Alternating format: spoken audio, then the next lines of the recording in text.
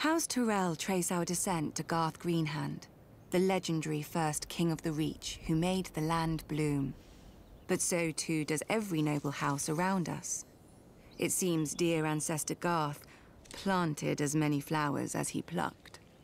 A king should have more consideration for his line, don't you think? For over 1,000 years, the Greenhand's sons and grandsons ruled the Reach as House Gardener. The offshoots of his daughters grew into vast and powerful houses in their own right, except for House Tyrell. We chose instead to serve our gardener cousins faithfully as stewards, to manage their stronghold of Highgarden and the daily affairs of the Reach.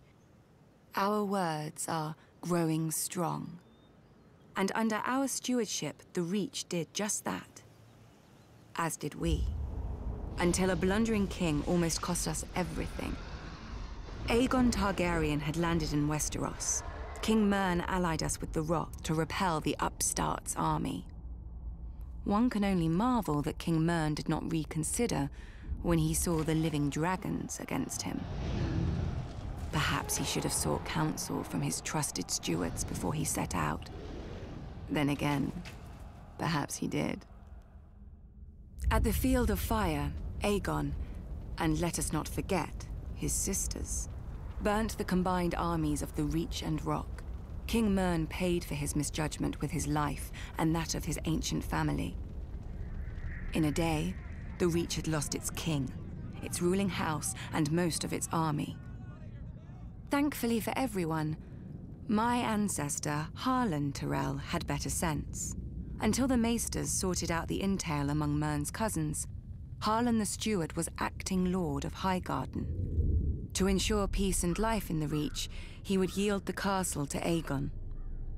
The other castles and families would then follow, as they had since the Dawn Age. Aegon had a continent to conquer, and the fertile Reach was too valuable to raise. He accepted Harlan's proposal and welcomed our lands into his kingdom. To show his gratitude, Aegon entitled Harlan to Highgarden, the castle his family had served for 1,000 years, and made House Tyrell his wardens of the south, choosing us over older, greater families in the Reach. Our house thus owed everything to the Targaryens. So is it any wonder we stayed true to King Aerys, even during his madness, and even after Robert Baratheon rebelled? Some may question my father for laying siege to the Baratheons' home, instead of marching to aid Prince Rhaegar before Robert could kill him and scatter the royal army. But let us not forget that we had already dealt Robert his only defeat of the war at Ashford. If Lord Tywin Lannister had not vanquished the Mad King so suddenly, our siege would have destroyed Robert's home and his brothers and won the war for Aerys. But when the Targaryens fell, House Tyrell again chose peace and prosperity over war and devastation, and bent the knee to King Robert Baratheon, first of his name. We returned to Highgarden to manage the affairs of the Reach, as we had for thousands of years, and will for 1,000 more. Other great houses take lions and wolves for their sigils, and draw their power from the gold in their mountains or the cold of their winters. But mountains run dry, winter yields to spring, and the rose blooms once more.